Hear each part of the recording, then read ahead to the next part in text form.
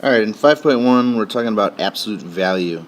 Absolute value, very simply, is the distance from zero.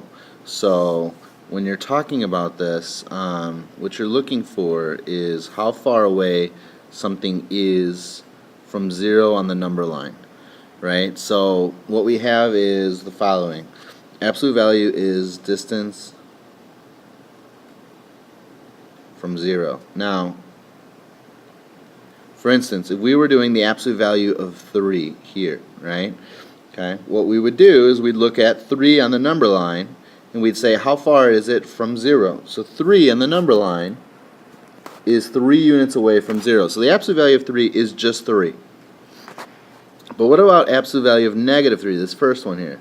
Negative 3 is also 3 units away from 0, meaning the absolute value of negative 3 is just 3. Meaning the distance always is positive, right? Distance is always positive. You're not going to go negative 5 feet to the left. You can walk 5 feet to the left, but it's not negative, right? It's always positive. So the absolute value, here's how it works. You take whatever's inside the absolute value, after it's all simplified together, you get a single number, and then you make it positive. So the absolute value of negative a is just a. The absolute value of a is also just a. Okay, and here's where a misconception comes into play. If we look at level 1, first off, in the first problem, we're going to do inside the absolute value first. So I see absolute value 3 minus 5 times 7. Common misconception. A lot of students remember that absolute value means you change negatives to positive.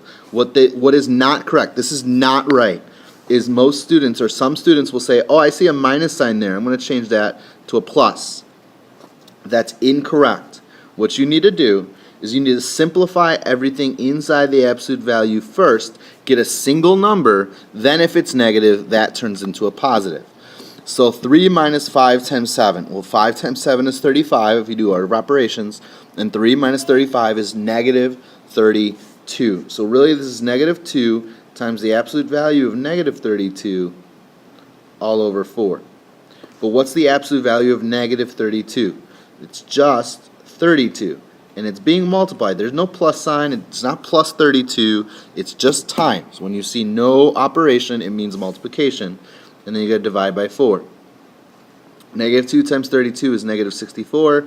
And when you divide by 4, you get negative 16. Okay, so there was a negative in the problem at the end outside of the absolute value. That's why the answer is negative. But everything on the inside of the absolute value, after you simplify, becomes positive.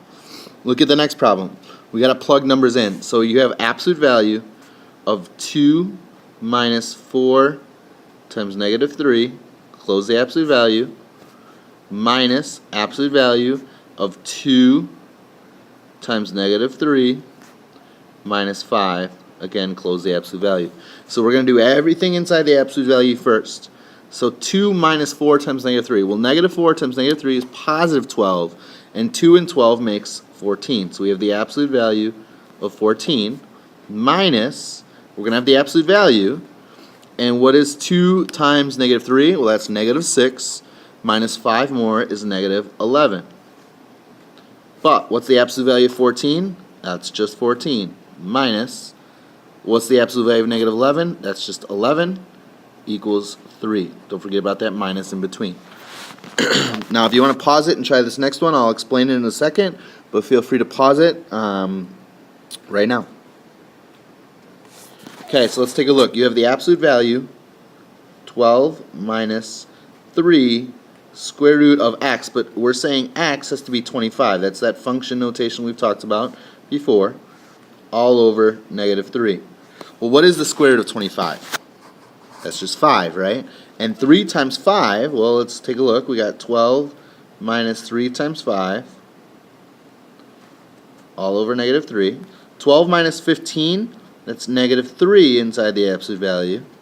But absolute value of negative 3 just becomes 3 divided by negative 3, negative 1.